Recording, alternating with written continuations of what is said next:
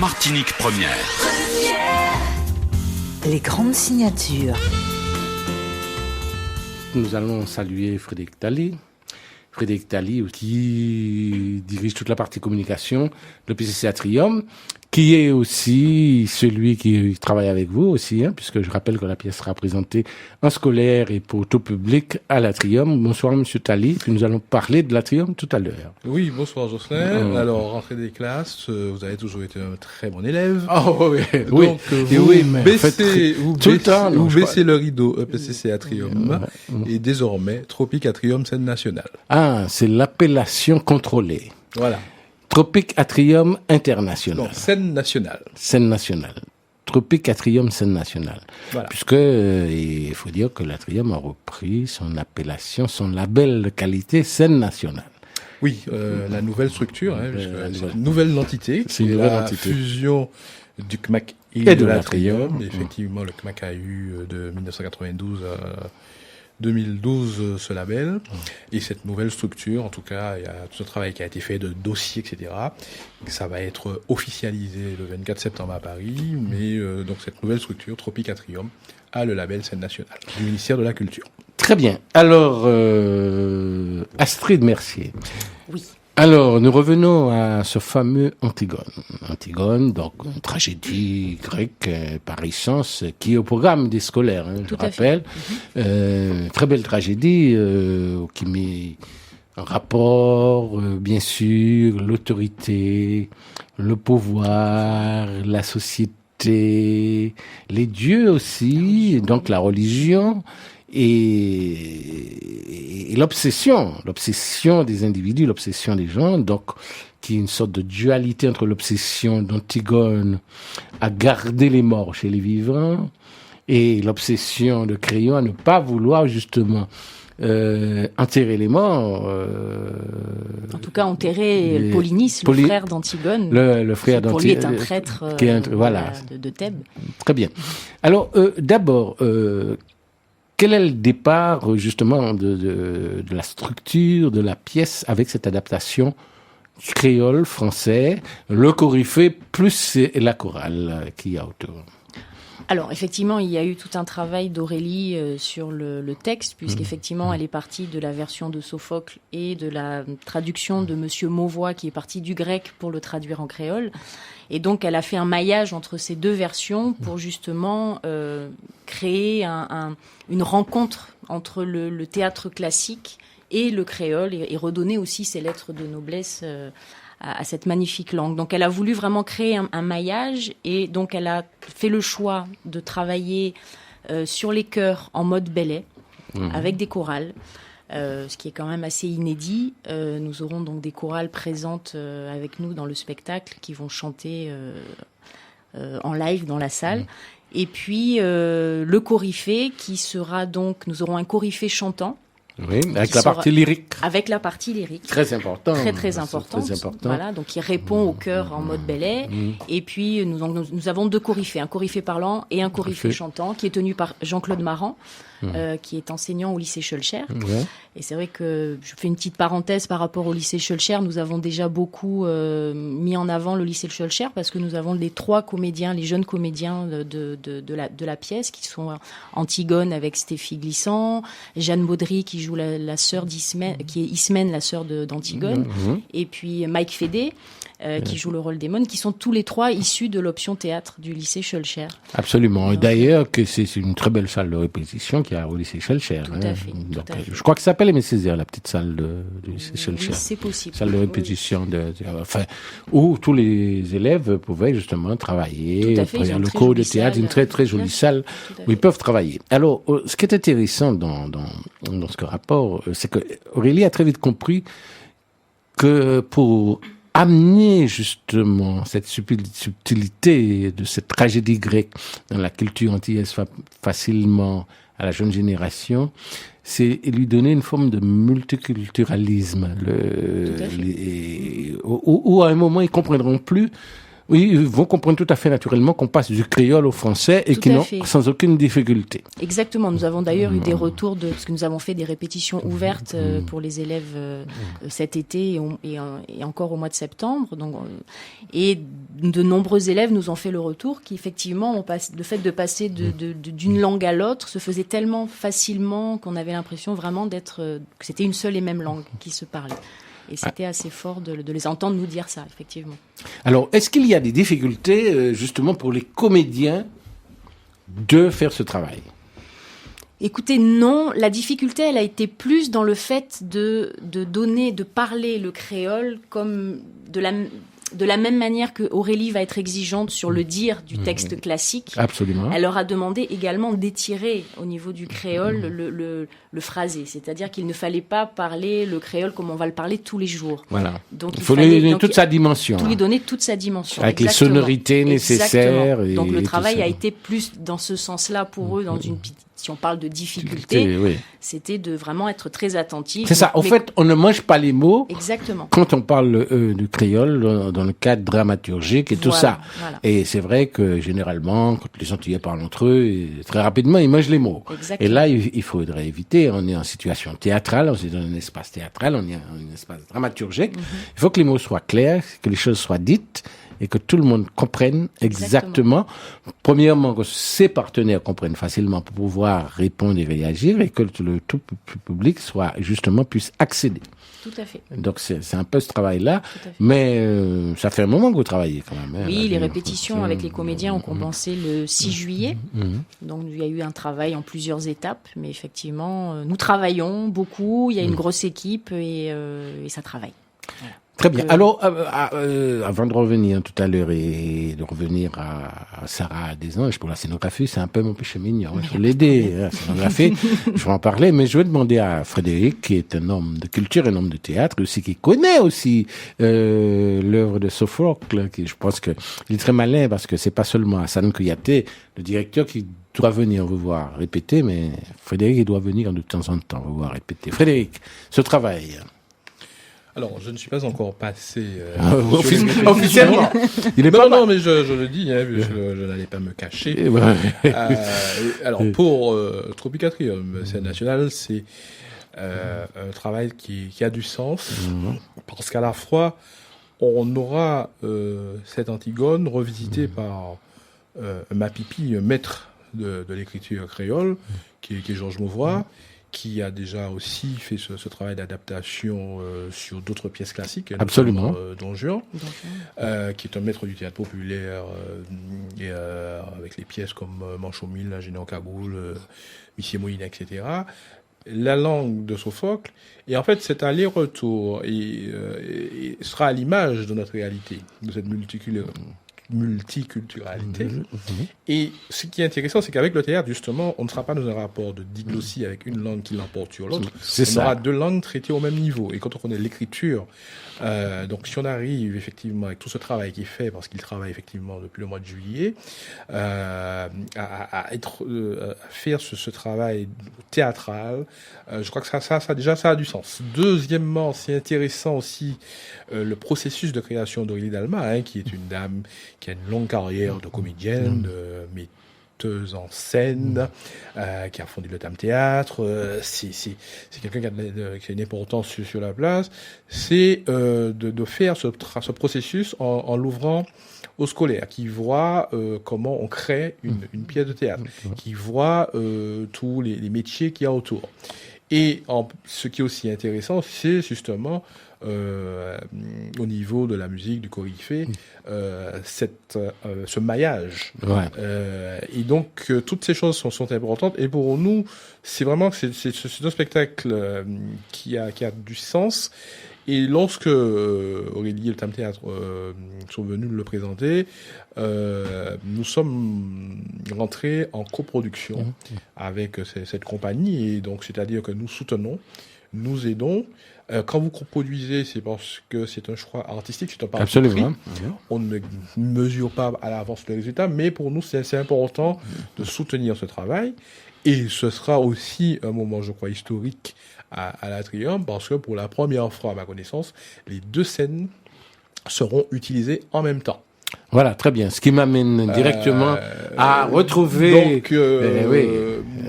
Donc, il y a tout ce travail Et puis de rencontres et de voir le cheminement de ces jeunes qui sont sortis du Seychelles-Cher. Mike Fédé était déjà là il y a 10 ans dans Phèdre, avec Aurélie Dalma. Oui, c'est vrai. Continué et les autres.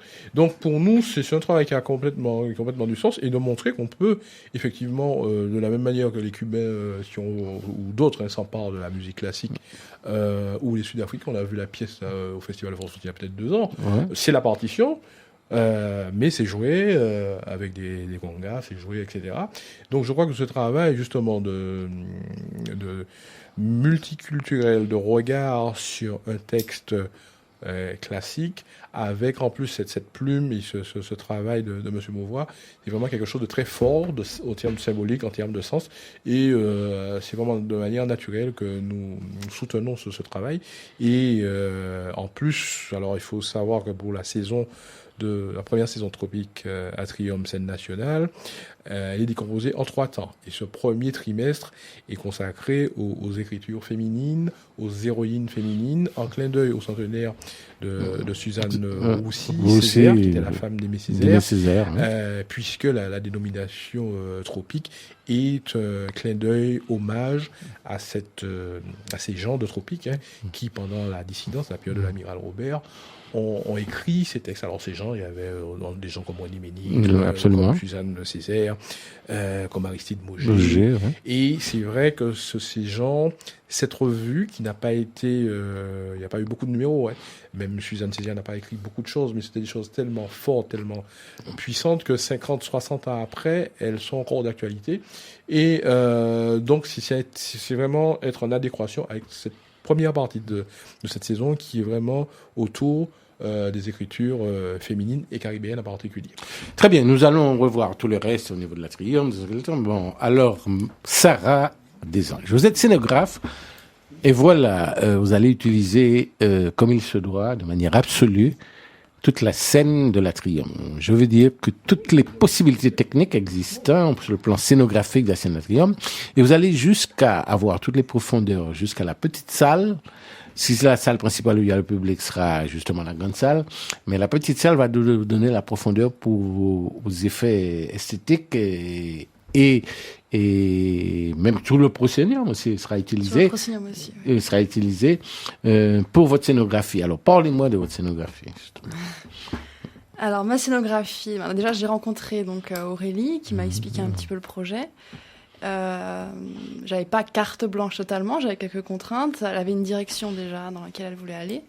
Donc elle m'a expliqué tout ça avec des contraintes comme par exemple les ombres. Elle voulait un travail sur les ombres. Donc la petite salle va servir à ça en fait. Donc il y a tout un dispositif de placer dans la petite salle pour avoir une montagne en ombre en fait. Absolument. Voilà. On joue vraiment avec la perspective aussi des 2 salles, plus l'entre-deux salles et le proscénium. Donc on a vraiment un travail de perspective et aussi au niveau de la largeur de la salle qui est utilisé. Et puis voilà, j'avais des mots-clés aussi comme une scénographie qui devait être brute, qui devait être aride. On devrait se retrouver dans un univers un peu sec et... Voilà. Et alors, au niveau, bien sûr, vous avez vu toutes les possibilités qu'il y a, et la fosse aussi est utilisée, c'est ça. La fosse aussi. Le proscénium va monter et descendre. Monter, descendre et tout ça. Pas autant, mais il va monter une fois, il va descendre une fois. Oui. Je sens comme un petit regret. Vous aurez aimé faire monter plus. Ça me va. Point trop n'en faut. Oui, c'est ça. Point trop n'en faut. Très bien. Et alors, donc c'est la première fois que vous travaillez avec Aurélie Dalma. Avec Aurélie, oui. Oui, alors, est-ce pour vous ce travail sur Antigone avec Aurélie Dalma? Moi, je trouve ça très intéressant. Déjà, je suis très reconnaissante par rapport à Aurélie qu'elle me fasse autant confiance, parce que c'est quand même un projet qui est ambitieux, qui est vraiment à grande échelle, on va dire.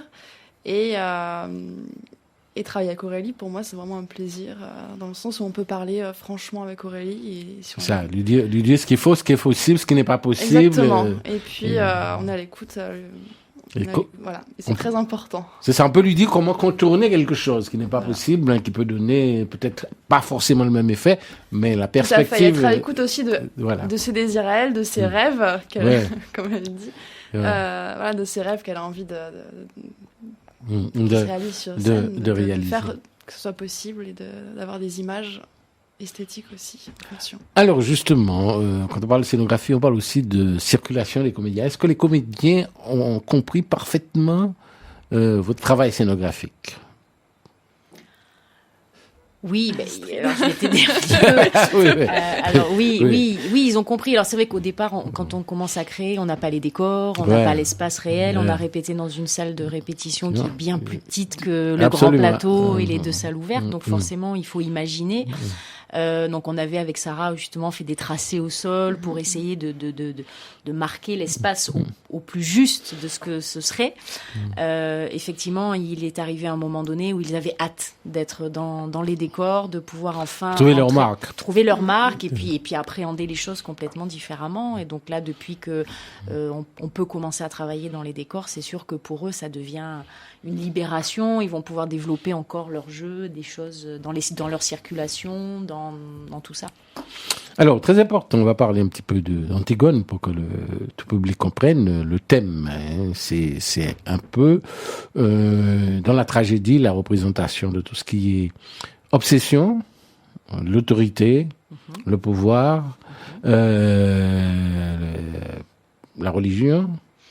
Oui, c'est ça, Et puis les lois instaurées par des hommes ou contrecarrées ou les refusées. Lois du pouvoir, les lois du pouvoir et tout ça. Et comment Antigone et par où elle passe pour essayer de défendre sa vision des choses. C'est-à-dire qu'on a un peu cette tragédie entre une jeune femme qui veut défendre son frère mort et à qui on refuse d'être enterré, d'être enseveli, en fait, oui, selon le principe.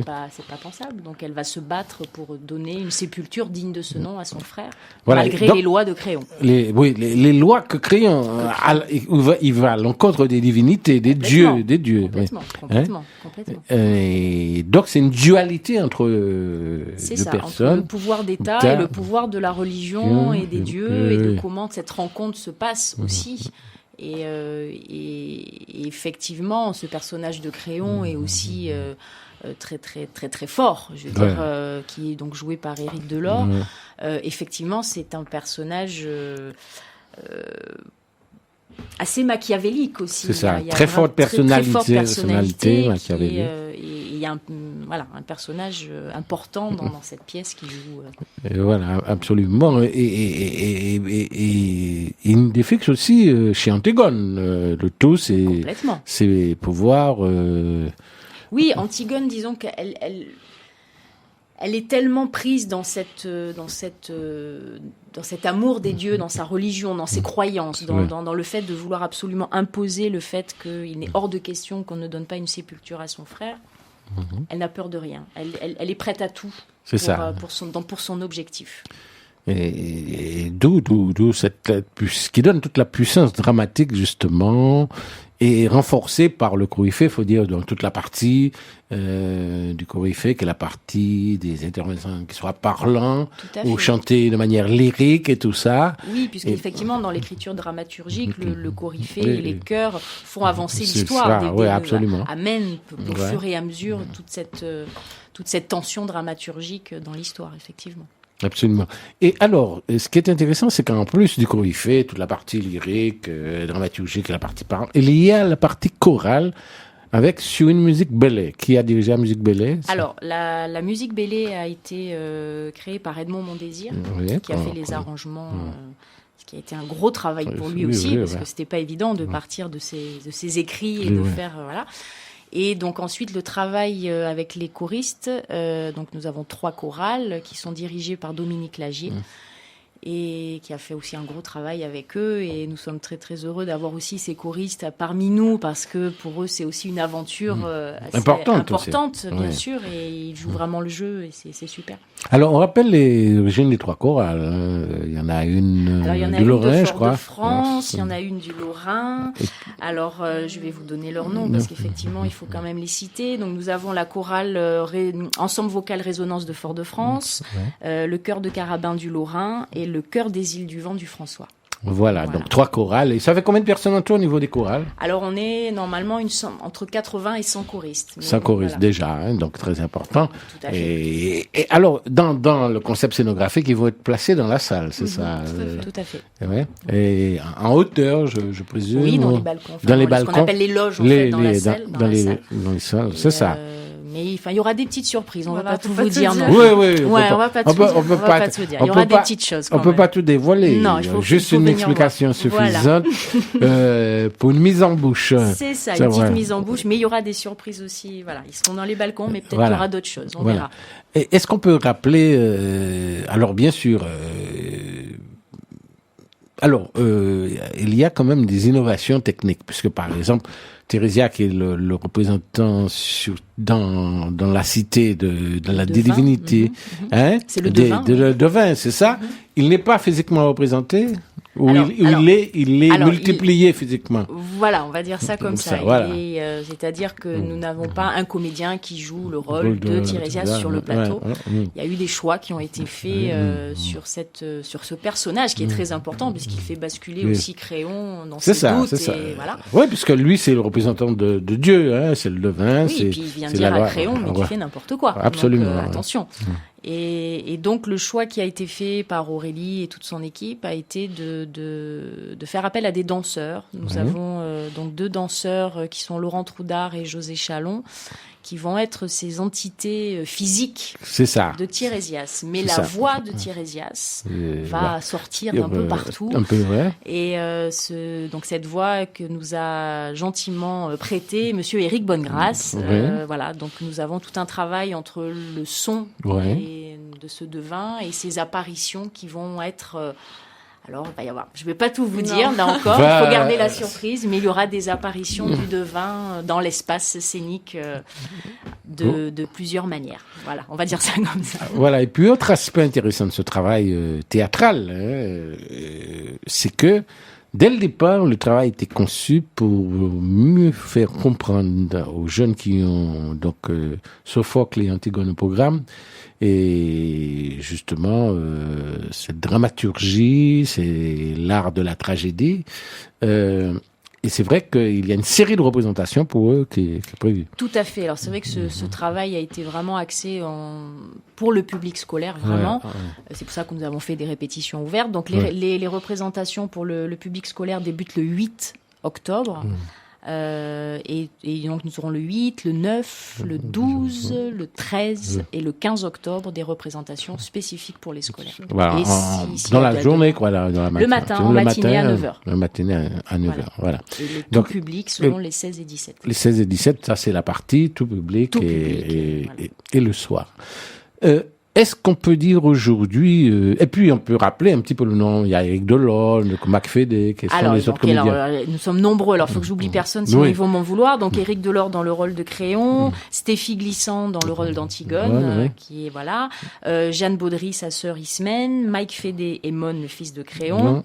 Nous avons Guillaume Malasné qui joue le rôle qui a 2 rôles, qui joue un garde et un messager. Nous avons ensuite donc Laurent Troudard comme danseur. Nous avons Guylaine Kikine qui joue le rôle de la messagère. Nous avons Francky Joseph qui fait un des gardes, puisque nous avons donc des gardes, en plus la garde rapprochée de Créon. Jean-Claude Marant, le coryphée chantant. Christian Charles Denis, le coryphée parlant. Qui est-ce que j'oublie? Je suis désolée si j'en oublie. José Chalon.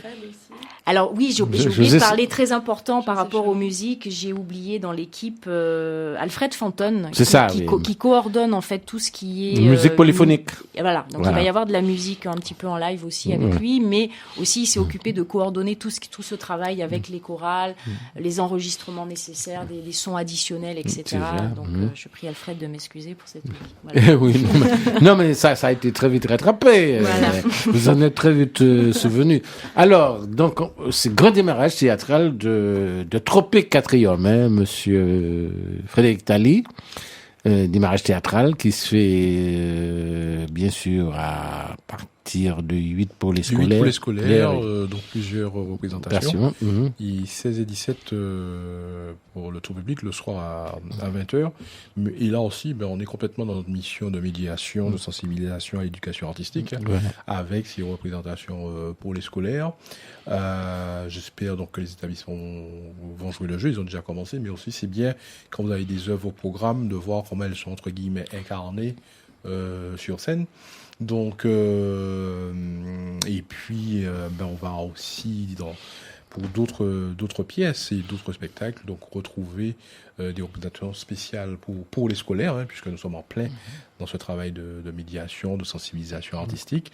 Et c'est vrai que j'invite vraiment le public à venir découvrir ce travail d'Aurélie Dalma, qui est un travail multi-artistique, pluridisciplinaire, et je crois que on est capable de faire de grandes choses en Martinique, de grands spectacles. Il n'y a pas qu'au Robert Hossein. Et on est capable. Donc Aurélie, c'est quelqu'un d'expérience et il y a une équipe autour. Et puis donc c'est vrai que cette Antigone qui sera jouée là pour ouvrir la saison théâtrale est vraiment un temps fort pour nous. Donc d'une saison qui est décomposée donc en 3 temps. Premier trimestre donc par rapport au centenaire de Suzanne Roussy, donc autour des écritures féminines. Et donc on va décliner justement ces femmes caraïbes à travers la danse, la musique, les expositions, puisqu'on va démarrer la saison donc le 1er octobre. Avec une soirée d'ouverture qui sera gratuite, donc c'est à 20h, à la salle Aimé Césaire, avec à la fois de la danse avec Nina Boulanger, Tania Saint-Val. On va retrouver Femme en voix, Femme en soie avec Ouida Damra, Danieli Francisque, Yaroua. Donc c'est un mélange de slam, de danse, sur des textes forts, et notamment des textes de Suzanne Césaire. Et puis ce même soir-là, il y a 2 expos très intéressantes. Une qui est un hommage à Toto Bissène, qui s'appelle En Allée. C'est ça. Qui a été montée par sa fille, Milena. C'est une très très belle expo qui a commencé donc aux États-Unis, puis en Haïti. Et le soir, donc, il y aura aussi Cito Cavé qui sera présent pour dire des textes. Et puis ce regard donc de 3 femmes sur Suzanne aussi. Donc il s'agit d'Agnès Brézéfin, de Raphaël Ayotte et de Sophie Jean-Paul. 3 directions, 3 générations, 3 parcours. Donc ce sont les 2 premières expos de la saison, donc qui vont durer donc pendant tout le mois d'octobre.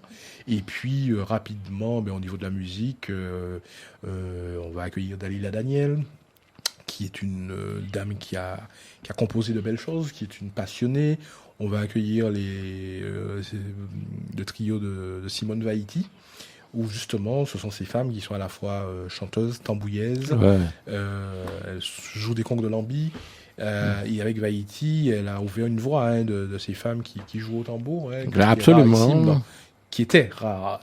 Très rare dans l'univers. C'était pratiquement interdit aux femmes de toucher au tambour, c'est ça. Donc ça, ce sera pour le mois d'octobre. Au niveau de la danse, hommage avec la pièce Choc de Christian Emmanuel qui sera là le 2 octobre, une pièce très très intéressante que Christian a écrit qui a déjà 2-3 ans mais qui reste d'actualité.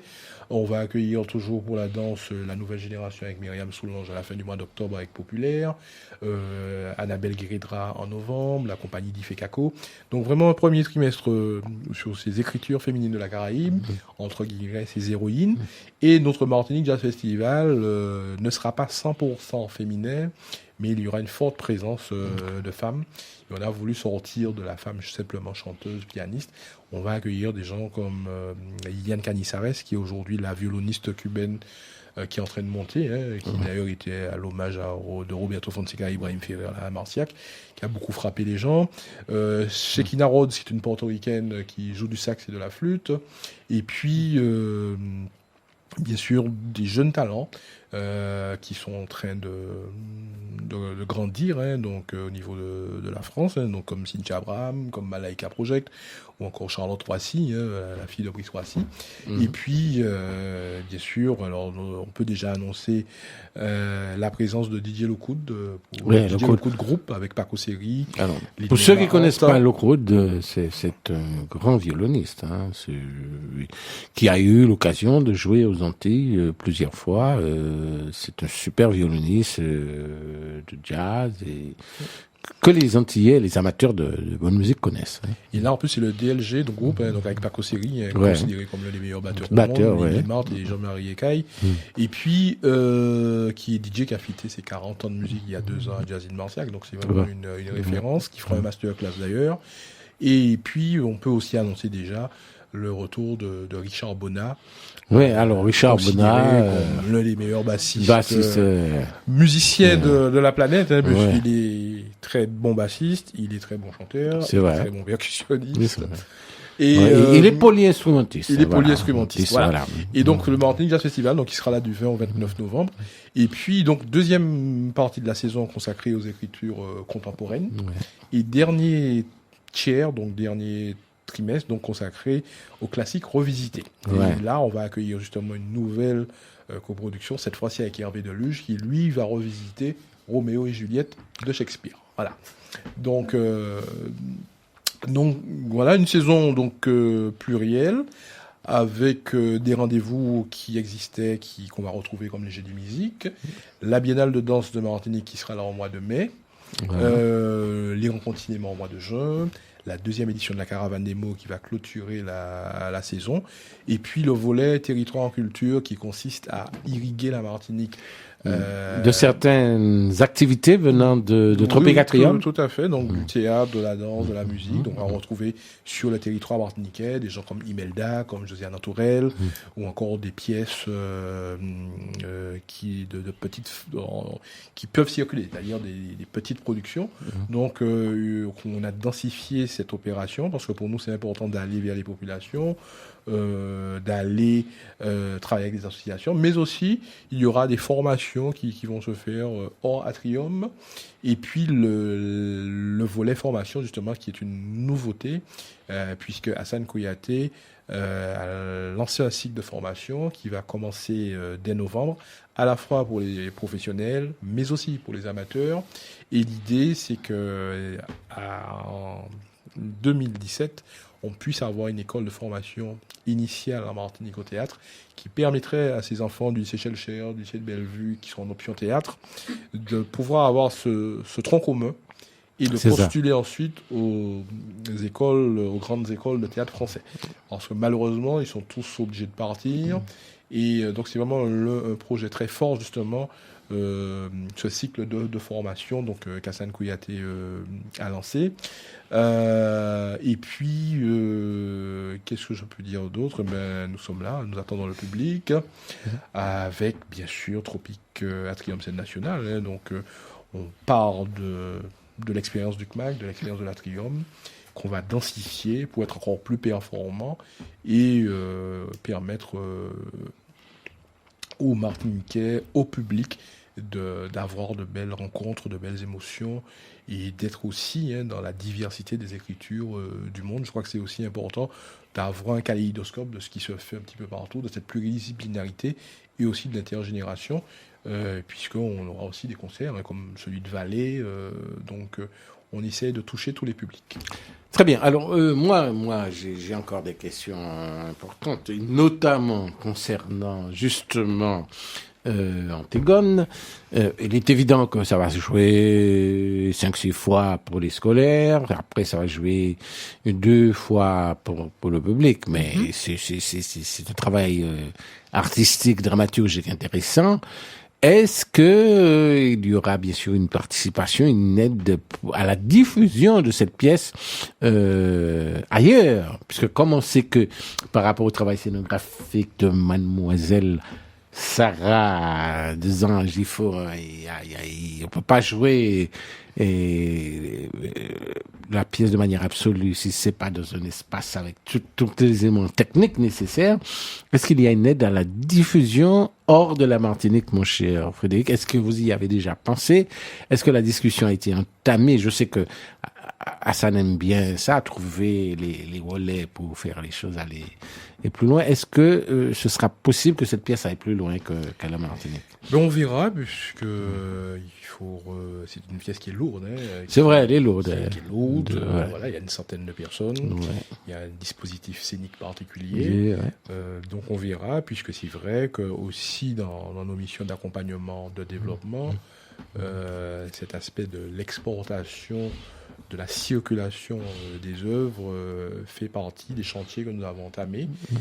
Ce n'est pas simple. Alors, oui, la structure nouvelle a le label scène nationale. Donc ça veut dire que nous sommes dans le réseau des scènes nationales françaises, c'est-à-dire 71 lieux de diffusion. Maintenant, après, sur ce type de grosse production, il faut vraiment avoir des soutiens francs. Absolument. Mais en tout cas, de manière générale, c'est un chantier que nous avons entamé. Et puis, il y a aussi toute la région Caraïbe.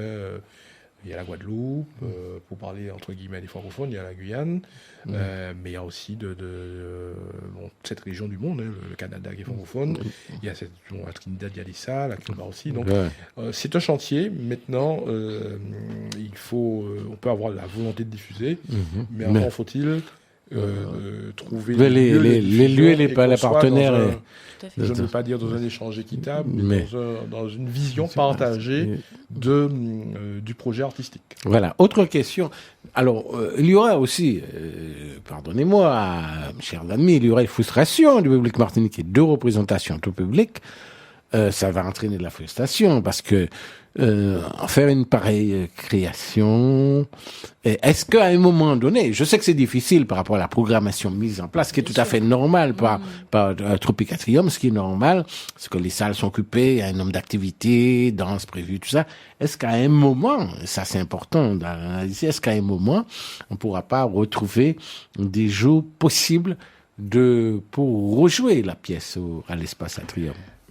On verra, déjà, si on fait, alors l'atrium c'est 950 places, alors on a les si on fait déjà 2 atriums pleins, je crois que ce sera déjà très bien, en fonction de la demande, on verra ce qui est faisable, puisque c'est vrai que ce travail de création, nous sommes en coproduction, c'est vraiment un engagement avec la compagnie, parce que c'est vrai que la grande salle est mobilisée pour ça depuis le début de septembre, donc elle va rester mobilisée pendant 1 mois. Les studios, tout ça, toutes ces personnes sont à l'Atrium depuis le mois de juillet. Donc on verra comment, si on peut avoir de très belles surprises. Donc, c'est ça. Voilà, on verra ce qui est faisable. Mais en tout cas, venez déjà les 16 et 17. C'est le tout public, on rappelle. Le tout public. Là aussi, il y a les gens de l'université du temps libre, comme on dit, des retraités, toutes ces personnes-là, qui vont venir aussi. Des associations. Donc là aussi, on verra s'il y a de la demande ou peut-être faire une séance en matinée, etc. Supplémentaire matinée. On part déjà sur une base. Déjà, c'est bien, parce que je crois qu'on a à peu près 6 ou 7 scolaires. Et puis, parce que c'est vrai que c'est quand même voilà. Je ne sais pas s'il y a beaucoup de pièces en Martinique. Si on arrive à faire on va dire, allez, admettons 1500 personnes, ce sera déjà, je crois, très très bien. Maintenant, c'est sûr que si il y a une demande, on ne va pas dire Vox Populi, Vox Dei, mais on va essayer. C'est ça, de trouver des possibilités et des ouvertures. Parce qu'il y a un public qui est là, et en plus, ce travail justement de pluguer artistique, ça permet aussi de toucher plusieurs sensibilités, donc des gens qui peut-être sont moins théâtreux, mais qui vont se dire tiens, là il y a un intérêt. Déjà l'utilisation des 2 langues, sortir de ce caractère un peu formel, figé du théâtre classique ou de la danse classique, etc. Donc je crois aussi que tout ça c'est une manière aussi de casser un certain nombre de codes et aussi d'aller vers d'autres publics. C'est ça. Et voilà. Et puis j'ai envie de rajouter une chose. Effectivement, il y a les chorales Belay qui rajoutent aussi énormément, mais je voudrais juste dire au public martiniquais qui viendra, il y aura des surprises pour eux aussi parce qu'ils vont être intégrés vraiment dans le spectacle. Donc il faut qu'ils viennent. Il y aura des surprises aussi pour les 16 et 10, pour le public. C'est vrai. Alors, justement, une question au sujet. Donc, et comment ça va travailler avec Aurélie, elle qui est passionnée de tragédie, dramaturgie, elle est totalement, c'est son dada, on peut dire. Au point de vue théâtral, la tragédie, c'est le dada d'Aurélie. Ça, je le sais depuis pas mal d'années, depuis qu'elle était étudiante au théâtre à Paris. Donc, elle n'a pas changé, c'est son dada. Est-ce qu'il est facile de travailler avec elle parce qu'elle est quand même très précis et des idées très arrêtées sur la lecture de mise en scène, sur l'approche de la dramaturgie. Alors oui, c'est sûr qu'Aurélie, elle a ses exigences sur le dire du texte, sur comment énoncer la tragédie. Donc elle a des exigences évidemment. Aurélie est une passionnée, vous l'avez dit, donc la passion, elle est présente chaque jour avec Aurélie dans son travail, dans l'énergie qu'elle amène et voilà, c'est haut en couleur avec Aurélie, effectivement. Absolument. Mais c'est pas difficile d'être son assistante. Non. Moi je connaissais Aurélie, on avait déjà travaillé avec elle sur FED, mais pas comme assistante. Donc on était en tant que partenaire. Donc là, ça a été une rencontre aussi dans ce travail-là. Donc voilà, on a appris à travailler ensemble et à communiquer ensemble sur ce projet qui était quand même d'envergure. Ça faisait 2 ans qu'elle le rêvait. Il fallait l'accompagner dans ce rêve et on essaye chaque jour de le faire au mieux. Alors, je rappelle qu'Astrid, vous êtes bien sûr assistante metteur en scène, mais vous êtes aussi comédienne dans la pièce. Hein. Oui, alors je joue le rôle d'Eurydice, la femme de Créon et la mère de Émone. Très bien, donc voilà. Et c'est vrai que vous avez eu l'occasion de jouer déjà. Oui, tout à fait. Oui, j'ai joué déjà plusieurs fois en Martinique. Je vis en Martinique depuis 18 ans. Depuis 18 ans, c'est vrai. Très bien. Et qu'on retrouvera un peu plus tard dans la saison. Qu'on va me retrouver. En tant que danseuse en tant que comédienne. En tant que comédienne, voilà. On aura un grand moment d'ailleurs aussi cette saison avec le Bel Indifférent de Cocteau. Ouais. Ou le Baobab qui est à Aliou Cissé, qu'on connaît comme acteur, comme comédien, là il se lance entre guillemets en mise en scène, donc il mettra en scène le Bel Indifférent avec elle, Astrid Mercier. Très bien. Il se lance, mais enfin il faut dire qu'Aliou il a quand même de quoi faire la mise en scène, il a une formation très pointu sur ce qu'on appelle les techniques et les lectures de mise en scène. Faut pas oublier qu'il a été quand même un élève de théâtre Daniel Sorano pendant près de 10 ans. Et la formation du théâtre Daniel Sorano au Sénégal, c'est la même formation que la comédie française. C'est les mêmes techniques utilisées, c'est les mêmes structures, la même manière de penser. Et à l'époque, c'était qui était président du Sénégal? C'était Senghor. Et après, c'était Abdou Diouf. Et puis, le principe était les mêmes techniques utilisées à la Comédie Française. Et Aliou Cissé a fait 10 ans au théâtre Daniel Sorano en tant que sociétaire. Et c'est vrai que ça fera plaisir de voir un travail de mise en scène d'Aliou Cissé, qui est un peu, pour moi, le comédien par excellence, dans la profondeur du jeu et dans la profondeur du dire. Ça va, il y a une sorte d'esthétique naturelle dans son approche de rôle. Voilà, en tous les cas, ça me fait très plaisir d'avoir reçu. Merci Sarah. Je rappelle que c'est vous qui allez transporter le public de par votre scénographie dans cette salle. Vous allez faire voyager un peu. Avec les costumes, maquillage et les coiffures en plus. Costumes, maquillage et coiffure, et c'est jusqu'à la montagne. Voilà. Puisqu'il y aura une vue de montagne, donc elle s'appelle Sarah Desanges, il ne faudra pas l'oublier, à noter. Et puis c'est très important. Moi, je suis très content quand il y a un scénographe ou une scénographe sur une pièce de théâtre. Pour moi, c'est ce qu'il y a de plus important, parce qu'on peut être génial en tant que metteur en scène, on peut être génial en tant que directeur d'acteur, mais s'il n'a pas travaillé la scénographie, il y a une rupture quelque part. Donc, très important, ça me fait très plaisir de vous avoir vu et de savoir que vous travaillez là avec Aurélie sur cette pièce. En tous les cas, Astrid Mercier, merci beaucoup. Aurélie m'a dit beaucoup de bien de vous. Nous nous connaissons comme ça, mais nous ne nous connaissons pas vraiment. Elle m'a dit beaucoup de bien de vous, j'en suis très heureux. Et en plus, sachant que vous, dans le même temps, vous jouez et vous êtes son assistante, c'est très bien. Donc je pense qu'il y a une connaissance et une compréhension du jeu, de la dramaturgie, de la lecture de mise en scène qui est intéressant.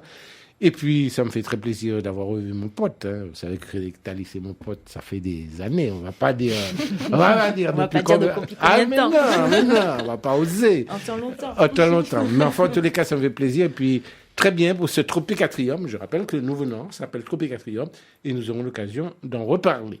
Merci de l'accueil. Merci beaucoup. À bientôt. Bonne soirée. Voilà, c'était votre signature. Merci beaucoup.